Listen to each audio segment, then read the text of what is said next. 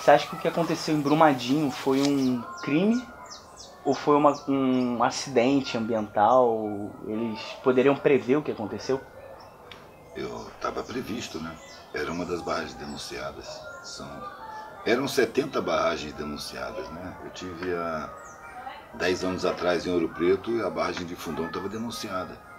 10 anos depois ela estourou, né? Essa barragem estava na lista das denunciadas, a de Brumadinho. São barragens a montante, como eles falam, né? É a barragem mais perigosa que tem, mais fácil de romper, mas é a mais barata. Houve, depois do desabamento que acabou com o Rio Doce, houve uma proposta de lei na Câmara Legislativa de Minas para proibir esse tipo de barragem, né?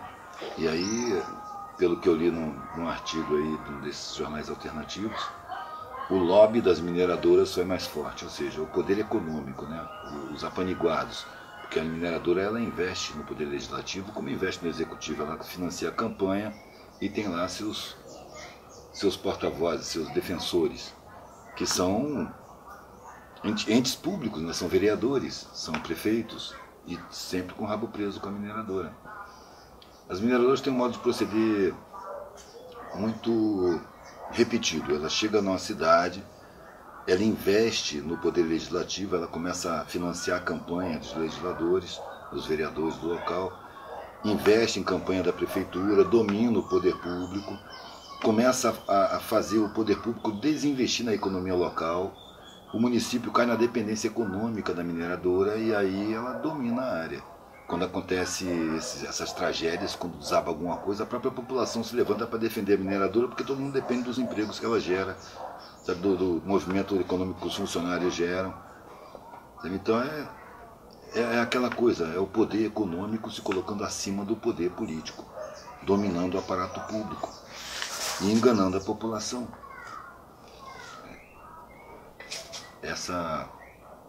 Esse desabamento, por denunciado que estava, para mim é evidente que é um crime.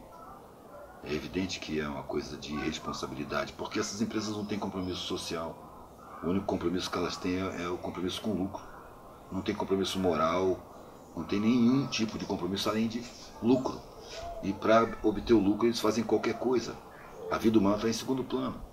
A gente vê o mandatário máximo passeando de helicóptero em cima da tragédia.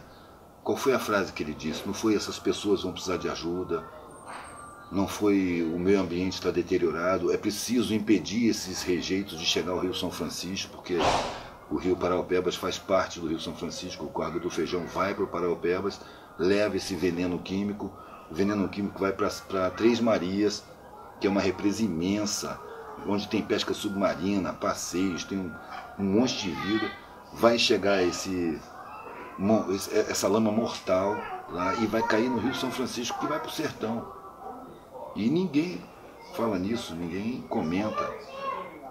É o domínio empresarial sobre o Estado. A gente não está num Estado de direito, a gente não está num Estado democrático. Isso é uma farsa alimentada pela mídia. A primeira entrevista do governador de Minas Gerais no desabamento que matou o Rio Doce foi no escritório da Samarco, e dizendo que a Samarco era também vítima do acidente, porque são apaniguados. A Minas Gerais não tem esse nome à toa, tem mais de 700 minerações, e são empresas super poderosas economicamente que dominam a economia local e dominam o poder dito político, dominam o aparato público. Pode crer.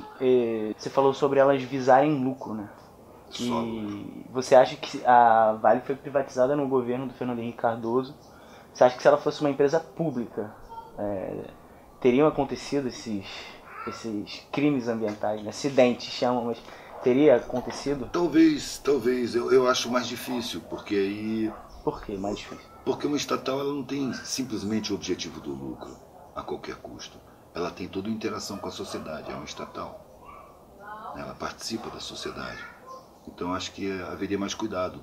Gente com mais consciência social, mais lá dentro, né? Os funcionários de carreira e tal. Era outra relação. Você ali é um funcionário público, você tem uma responsabilidade com o público. Já a empresa privada não tem responsabilidade com o público. Ela quer extração a qualquer custo. Sobe o dólar, ela pressa a extração. sem se preocupar com o meio ambiente. Inclusive porque quando ela é privada, o dono não mora no lugar, ele mora longe. Ele quer lucro e não está interessado, ele não tem nenhuma relação com a sociedade ali, não tem nenhuma relação com o meio ambiente ali. Ele mora lá longe e para ele o lucro é mais importante que qualquer coisa. Então quando ele comete essas destruições, ele procura formas legais, porque ele domina legisladores, formas públicas de se defender.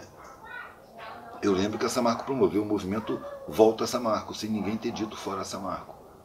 Eles já se armam para convencer o público de que eles são fundamentais no ambiente.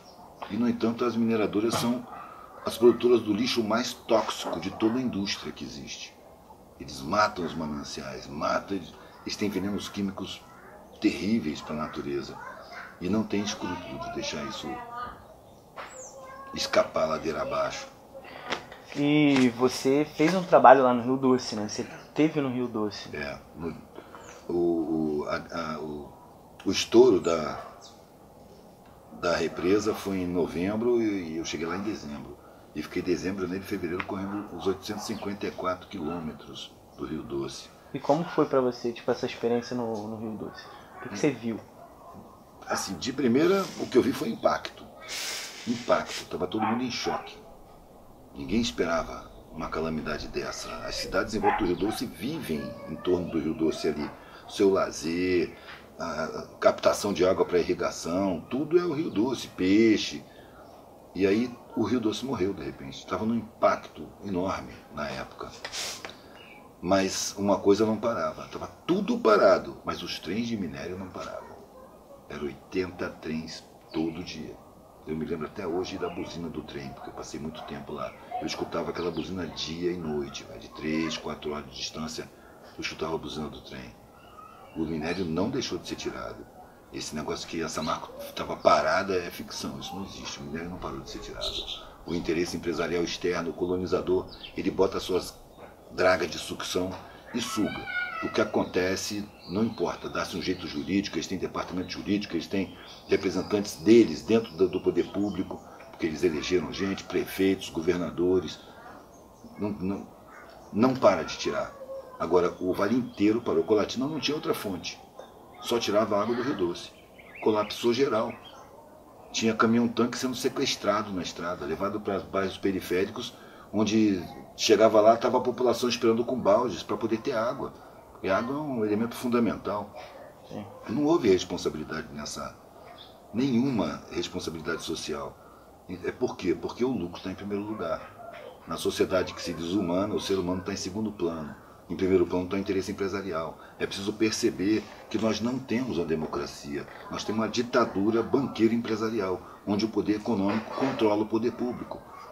Não é à toa que a escola pública não ensina, não é à toa que o serviço público é toda uma tortura para o público, o transporte público é uma tortura, nada funciona para a população decentemente com respeito. A população é constantemente desrespeitada, roubada nos seus direitos fundamentais, porque o interesse empresarial está muito acima do interesse realmente público.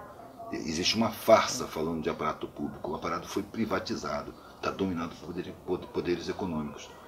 E eu acho que só percebendo isso que se pode obter realmente uma mudança nessa situação. Enquanto as pessoas acreditarem que a gente está numa democracia, isso vai perdurar. Porque é uma democracia comprada, é uma democracia amputada, é uma democracia dominada. Ou seja, não é uma democracia, é uma farsa. Você falou que acredita que isso não foi um acidente ambiental, um crime. E dentro dessa perspectiva de ser um crime, de poder se prever antes do que aconteceu, você tem noção mais ou menos de quais são os números de barragens que correm o mesmo risco hoje, quantas cidades podem ser afetadas? Até onde eu sabia, eram 70 barragens denunciadas.